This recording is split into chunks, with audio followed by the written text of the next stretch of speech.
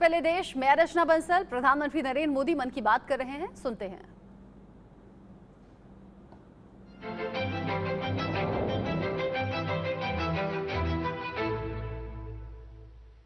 मेरे प्यारे देशवासियों, मन की बात में आपका स्वागत है, अभिनंदन है।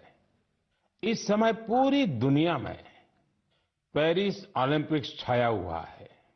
ओलंपिक्स हमारे खिलाड़ियों को विश्व पटल पर तिरंगा लहराने का मौका देता है, देश के लिए कुछ कर गुजरने का मौका देता है।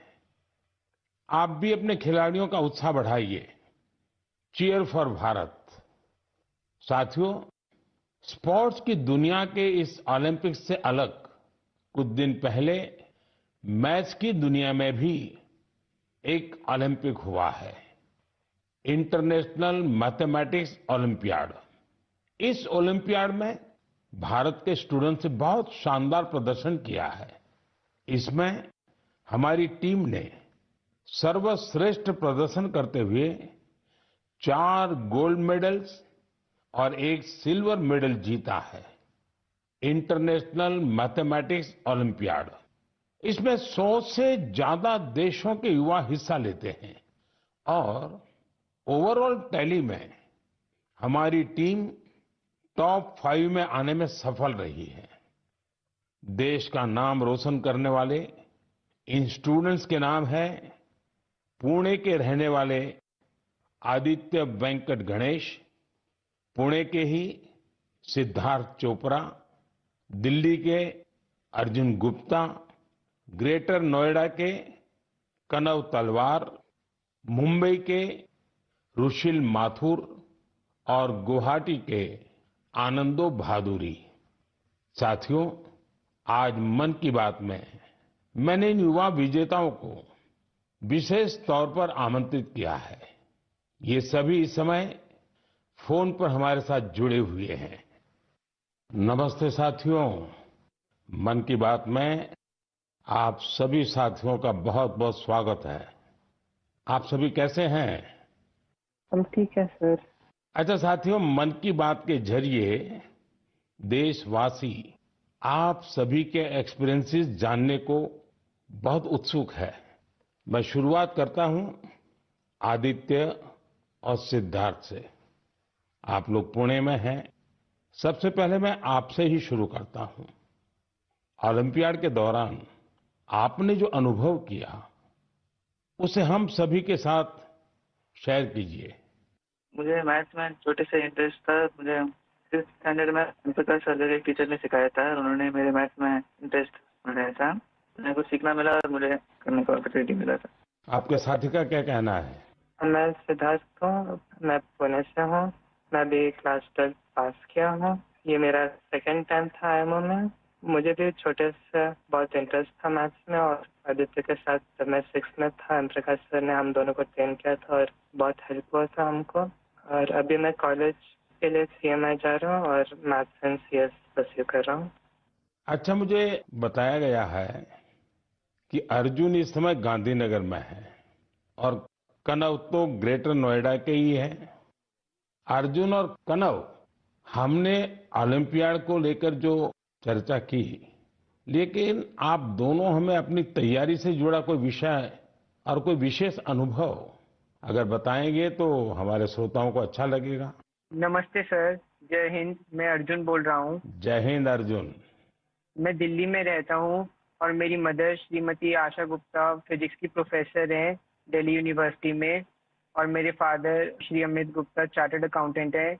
मैं भी बहुत गौरवान्वित महसूस कर रहा हूँ कि मैं अपने देश के प्रधानमंत्री से बात कर रहा हूँ और सबसे पहले मैं अपनी सफलता का श्रेय अपने माता पिता को देना चाहूँगा। मुझे लगता है कि जब एक परिवार में कोई सदस्य एक ऐसे कंपटीशन की तैयारी कर रहा होता है तो केवल उस सदस्य का संघर्ष नहीं होता, पूरे परिवार का संघर्ष होता है। एसेंशियली हमारे पास जो हमारा पेपर होता है उसमें हमारे पास 3 प्रॉब्लम्स के लिए 4.5 घंटे होते हैं, तो एक प्रॉब्लम के लिए 1.5 घंटा। तो हम समझ सकते हैं कि कैसे हमारे पास एक प्रॉब्लम को सॉल्व करने के लिए कितना समय होता है। तो हमें घर पे काफ़ी मेहनत करनी पड़ती है, हमें प्रॉब्लम्स के साथ घंटों लगाने पड़ते हैं। कभी कभार तो एक एक प्रॉब्लम के साथ 1 दिन या यहाँ तक कि 3 दिन भी लग जाते हैं। तो इसके लिए हमें ऑनलाइन प्रॉब्लम ढूंढनी होती हैं। हम पिछले साल की प्रॉब्लम ट्राई करते हैं और ऐसे जैसे हम धीरे धीरे मेहनत करते जाते हैं, उससे हमारा एक्सपीरियंस बढ़ता है। हमारी सबसे ज़रूरी चीज़ हमारी प्रॉब्लम सॉल्विंग एबिलिटी बढ़ती है, जो ना कि हमें मैथमेटिक्स में बल्कि जीवन के हर एक क्षेत्र में मदद करती है। अच्छा, मुझे कनव बता सकते हैं कि कोई विशेष अनुभव हो इस सारी तैयारी में, कोई खास जो हमारे नौजवान साथियों को बड़ा अच्छा लगे जान करके? मेरा नाम कनव तलवार है।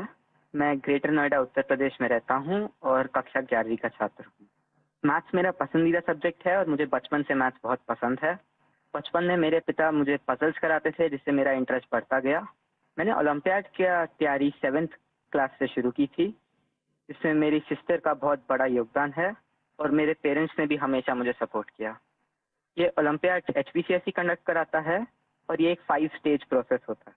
पिछले साल मेरा टीम में नहीं हुआ था और मैं काफ़ी करीब था और ना होने पर बहुत दुखी था।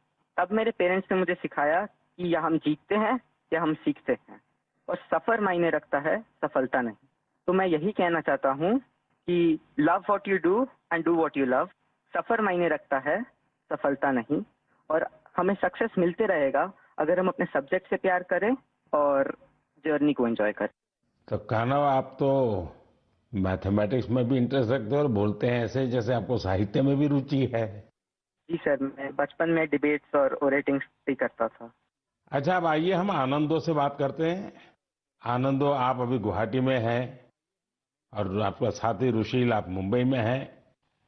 मेरे आप दोनों से एक क्वेश्चन है। देखिए, मैं परीक्षा पे चर्चा तो करता ही रहता हूं और परीक्षा पे चर्चा के अलावा अन्य कार्यक्रमों में भी मैं स्टूडेंट से संवाद करता रहता हूं। बहुत से छात्रों को मैथ से इतना डर लगता है, नाम सुनते ही घबरा जाते हैं। आप बताइए कि मैथ से दोस्ती कैसे की जाए? सर, मैं रुशिल माथुर हूँ। जब हम छोटे होते हैं और हम पहली बार एडिशन सीखते हैं, हमें कैरी फॉरवर्ड समझाया जाता है, पर हमें कभी ये समझाया नहीं जाता कि कैरी फॉरवर्ड होता क्यों है। जब हम कंपाउंड इंटरेस्ट पढ़ते हैं, हम ये क्वेश्चन कभी नहीं पूछते कि ये कंपाउंड इंटरेस्ट का फॉर्मूला आता कहाँ से। मेरा मानना ये है कि मैथ्स एक्चुअली एक सोचने और प्रॉब्लम सॉल्विंग की एक कला है, और इसलिए मुझे ये लगता है कि अगर हम सब मैथमेटिक्स में एक नया क्वेश्चन जोड़ दें, तो ये क्वेश्चन है कि हम ये क्यों कर रहे हैं, ये ऐसे क्यों होता है। तो आई थिंक इससे मैथ्स में बहुत इंटरेस्ट बढ़ सकता है लोगों का, क्योंकि जब किसी चीज़ को हम समझ नहीं पाते, उससे हमें डर लगने लगता है। इसके अलावा मुझे ये भी लगता है कि मैथ्स, सब सोचते हैं, एक बहुत लॉजिकल सा सब्जेक्ट है, पर इसके अलावा मैथ्स में बहुत क्रिएटिविटी भी इम्पॉर्टेंट होती है, क्योंकि क्रिएटिविटी से ही हम out of the box solutions सोच पाते हैं, जो ओलंपियाड्स में बहुत यूजफुल होते हैं। और इसलिए मैथ ओलंपियाड्स का भी बहुत इंपॉर्टेंट रेलेवेंस है मैथ्स के इंटरेस्ट बढ़ाने के लिए। आनंदो, कुछ कहना चाहेंगे? नमस्ते पीएम जी, मैं आनंद खैरव गुवाहाटी से। मैं भी अभी 12वीं कक्षा पास किया हूँ।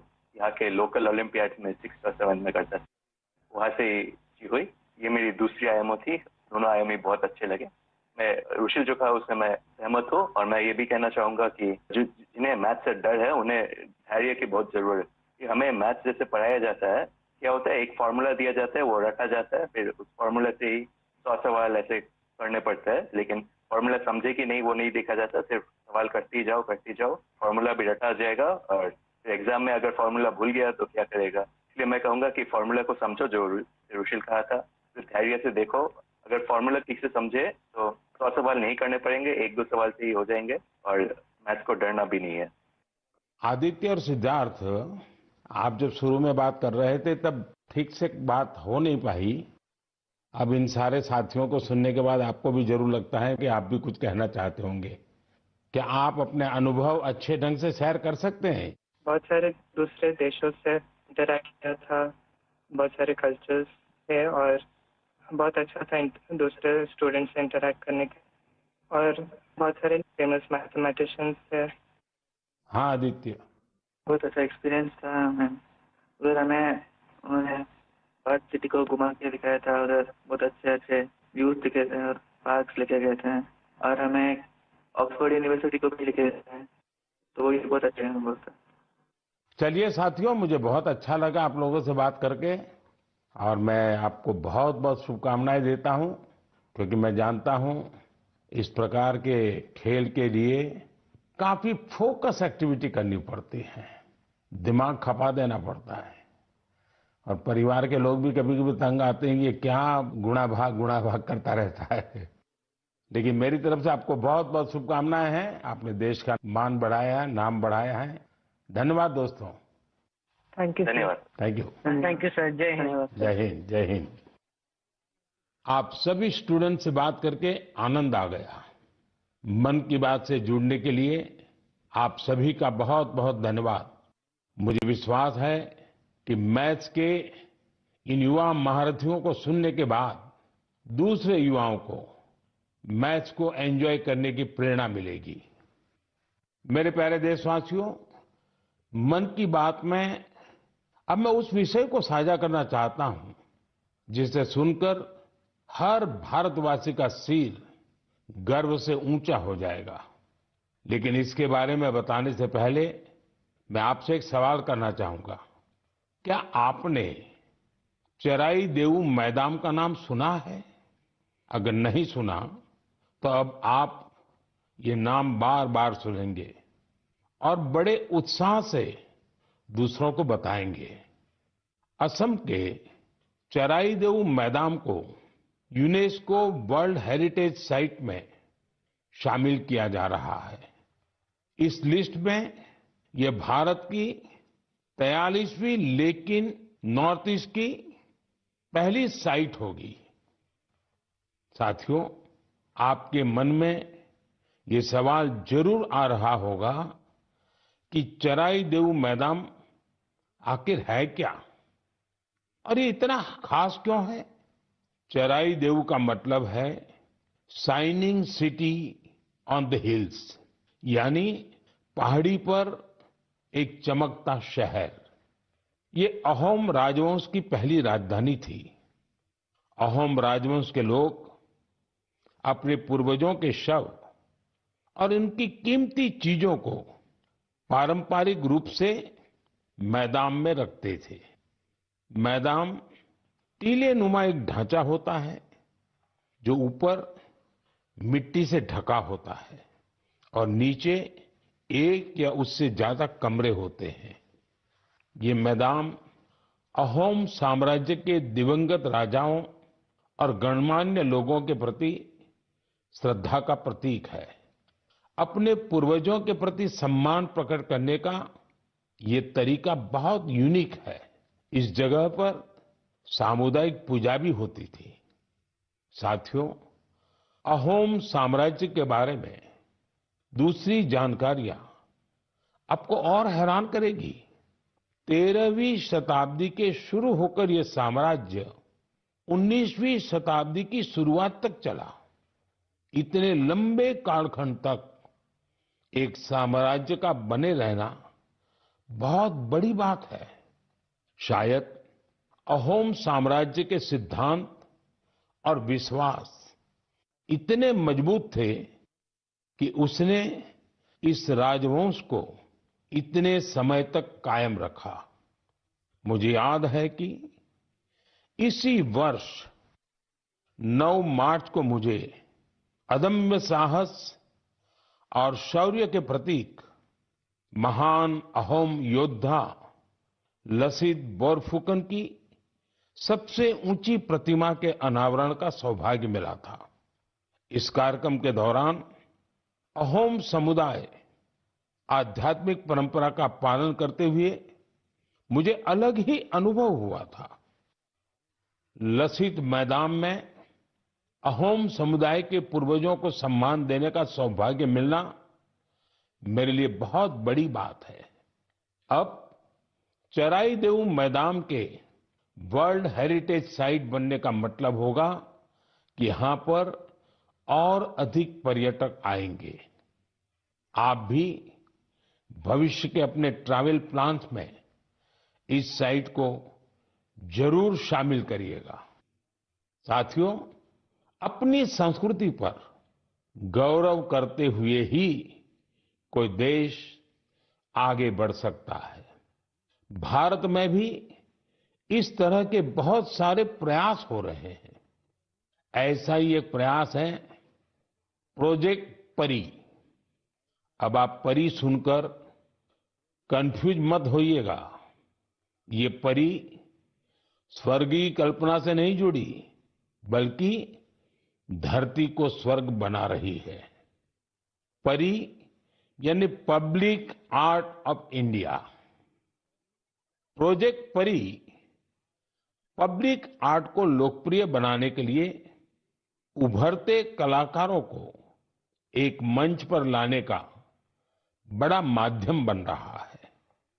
आप देखते होंगे सड़कों के किनारे, दीवारों पर, अंडरपास में बहुत ही सुंदर पेंटिंग्स बनी हुई दिखती है। ये पेंटिंग्स और ये कलाकृतियां यही कलाकार बनाते हैं जो परी से जुड़े हैं। इससे जहां हमारे सार्वजनिक स्थानों की सुंदरता बढ़ती है, वहीं हमारे कल्चर को और ज्यादा पॉपुलर बनाने में भी मदद मिलती है। उदाहरण के लिए दिल्ली के भारत मंडपम को ही लीजिए। यहां देश भर के अद्भुत आर्ट वर्क्स आपको देखने को मिल जाएंगे। दिल्ली में कुछ अंडरपास और फ्लाईओवर पर भी आप ऐसे खूबसूरत पब्लिक आर्ट देख सकते हैं। मैं कला और संस्कृति प्रेमियों से आग्रह करूंगा कि वे भी पब्लिक आर्ट पर और काम करें। ये हमें अपनी जड़ों पर गर्व करने की सुखद अनुभूति देगा। मेरे प्यारे देशवासियों, मन की बात में अब बात रंगों की, ऐसे रंगों की जिन्होंने हरियाणा के रोहतक जिले की 250 से ज्यादा महिलाओं के जीवन में समृद्धि के रंग भर दिए हैं। हथकरघा उद्योग से जुड़ी ये महिलाएं पहले छोटी छोटी दुकानें और छोटे मोटे काम कर गुजारा करती थी, लेकिन हर किसी में आगे बढ़ने की इच्छा तो होती ही होती है। इसलिए इन्होंने उन्नति सेल्फ हेल्प ग्रुप से जुड़ने का फैसला किया और इस ग्रुप से जुड़कर उन्होंने ब्लॉक प्रिंटिंग और रंगाई में ट्रेनिंग हासिल की। कपड़ों पर रंगों का जादू बिखेरने वाली ये महिलाएं आज लाखों रुपए कमा रही है। इनके बनाए बेड कवर, साड़ियां और दुपट्टों की बाजार में भारी मांग है। साथियों, रोहतक की इन महिलाओं की तरह देश के अलग अलग हिस्सों में कारीगर हैंडलूम को लोकप्रिय बनाने में जुटी हैं। चाहे ओडिशा की संबलपुरी साड़ी हो, चाहे एमपी की माहेश्वरी साड़ी हो, महाराष्ट्र की पैठणी या विदर्भ के हैंड ब्लॉक प्रिंट्स हो, चाहे हिमाचल के भुट्टिकों के शॉल और ऊनी कपड़े हो, या फिर जम्मू कश्मीर के कनी शॉल हो, देश के कोने कोने में हैंडलूम कारीगरों का काम छाया हुआ है। और आप ये तो जानते ही होंगे, कुछ ही दिन बाद 7 अगस्त को हम नेशनल हैंडलूम डे मनाएंगे। आजकल जिस तरह हैंडलूम उत्पादों ने लोगों के दिलों में अपनी जगह बनाई है, वो वाकई बहुत सफल है, जबरदस्त है। अब तो कई निजी कंपनियां भी एआई के माध्यम से हैंडलूम उत्पाद और सस्टेनेबल फैशन को बढ़ावा दे रही है। Kosha AI, handloom India, D junk, Nova Tax, Brahmaputra Fables, ऐसे कितने ही स्टार्टअप भी हैंडलूम उत्पादों को लोकप्रिय बनाने में जुटे हैं। मुझे ये देखकर भी अच्छा लगा कि बहुत से लोग अपने यहाँ के ऐसे लोकल प्रोडक्ट्स को पॉपुलर बनाने में जुटे हैं। आप भी अपने लोकल प्रोडक्ट्स को #MyProductMyPride के नाम से सोशल मीडिया पर अपलोड करें। आपका ये छोटा सा प्रयास अनेकों लोगों की जिंदगी बदल देगा। साथियों, हैंडलूम के साथ साथ मैं खादी की बात भी करना चाहूंगा।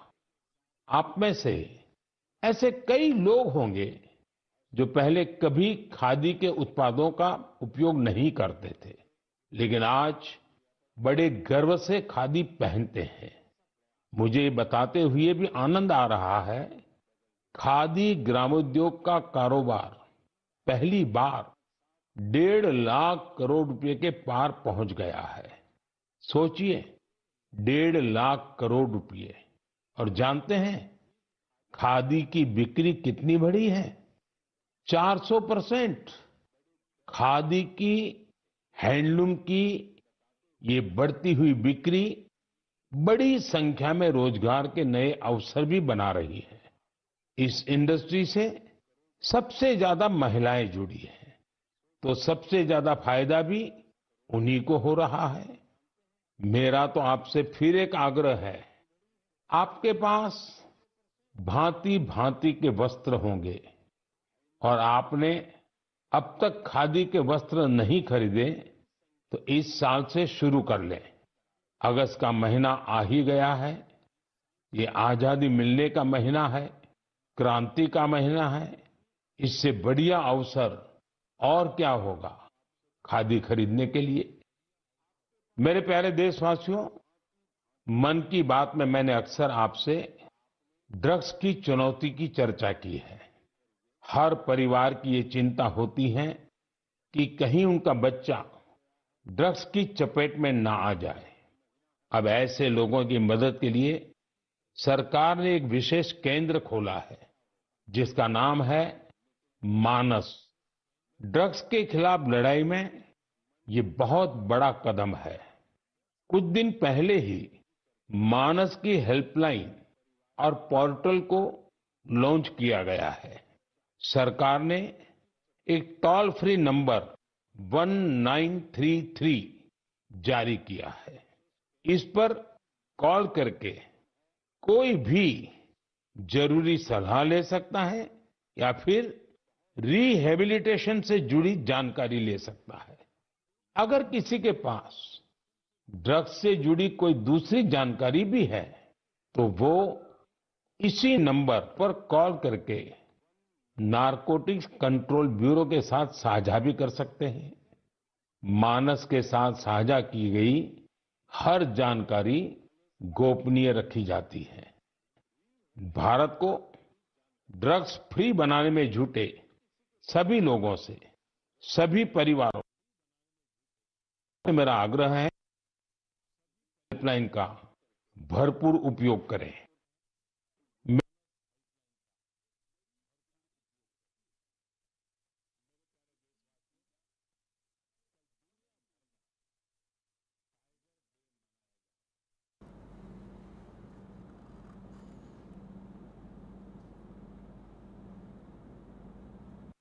अभिन्न हिस्सा रहा है।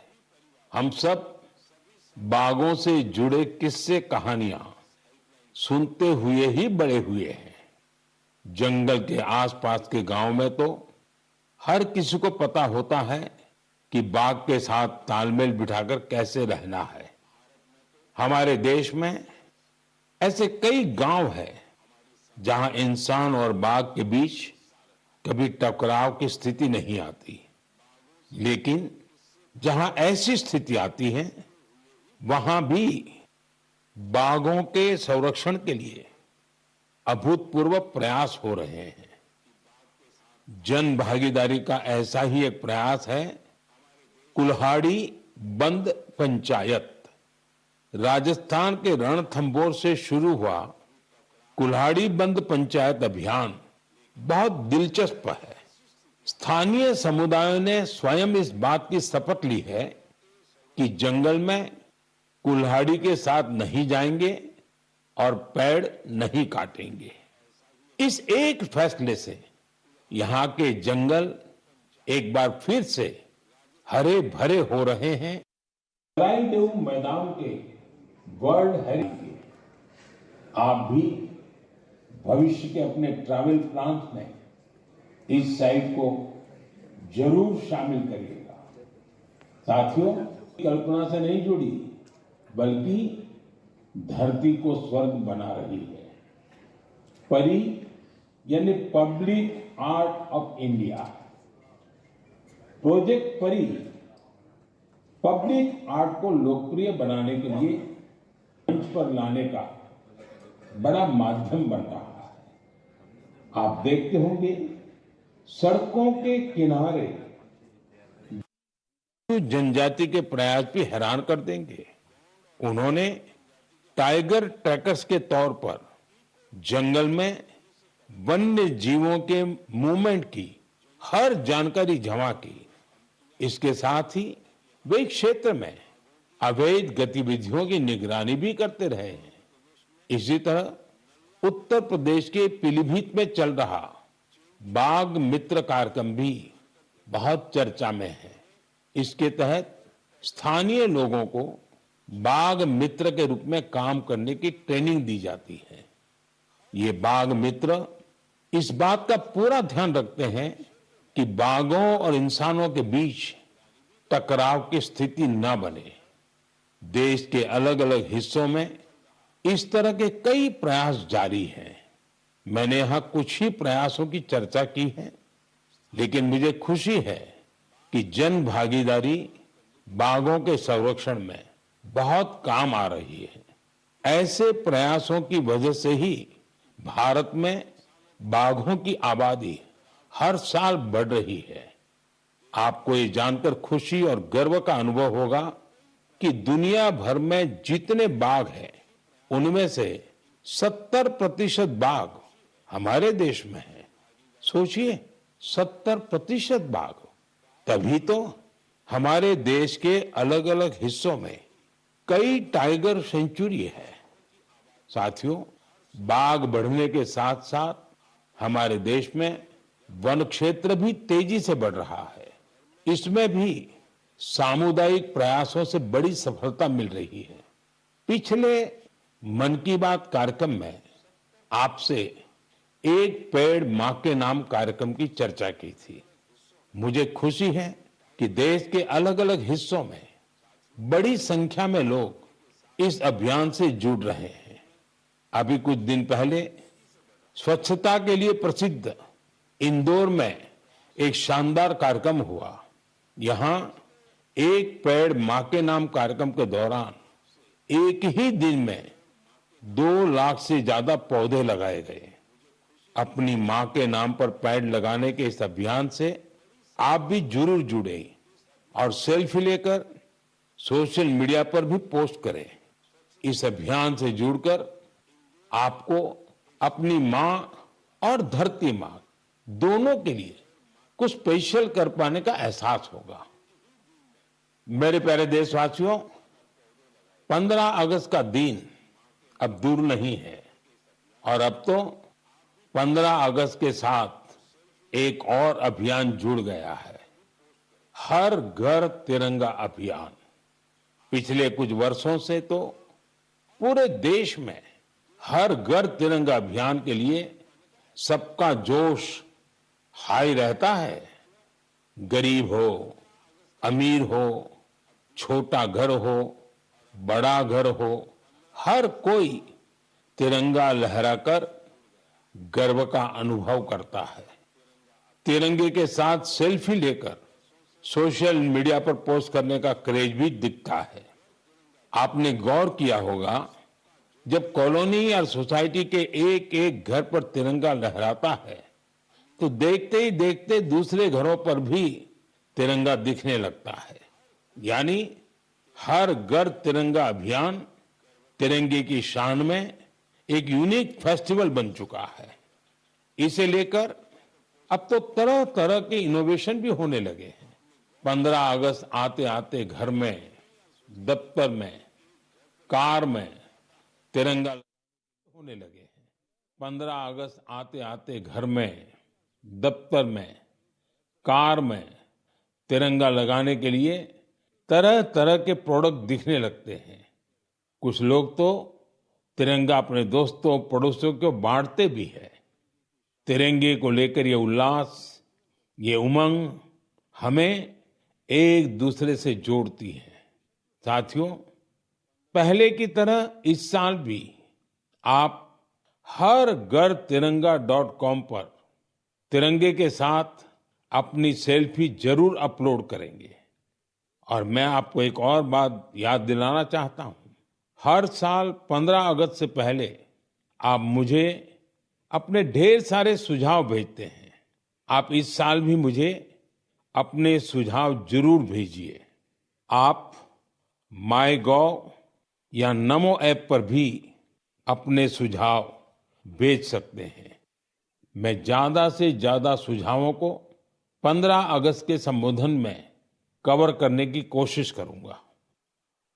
मेरे प्यारे देशवासियों, मन की बात के इस एपिसोड में आपसे जुड़कर बहुत अच्छा लगा।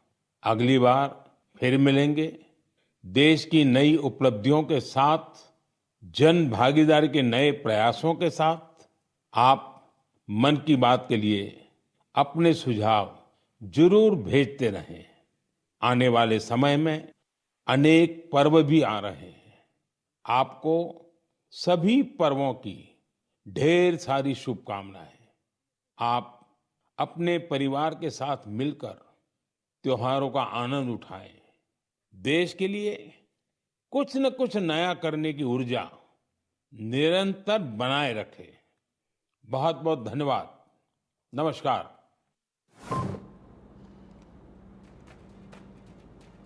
रेडियो पर प्रधानमंत्री नरेंद्र मोदी के मन की बात आपने सुनी और मन की बात कार्यक्रम में प्रधानमंत्री नरेंद्र मोदी ने जो शुरुआत की वो पेरिस ओलंपिक के साथ की और खिलाड़ियों का उत्साह बढ़ाने के लिए देशवासियों को कहा। और जो अंत में चर्चा हुई वो 15 अगस्त को लेकर हुई। एक पेड़ मां के नाम लगाना है, हर घर तिरंगा अभियान में खुद को जोड़ना है, साथ ही साथ अलग अलग स्टूडेंट्स से भी बात की है पीएम मोदी ने और बताया है कि कैसे ये स्टूडेंट्स, ये युवा देश का भविष्य हैं। रेडियो पर ये 112वां संस्करण था पीएम मोदी के मन की बात कार्यक्रम का।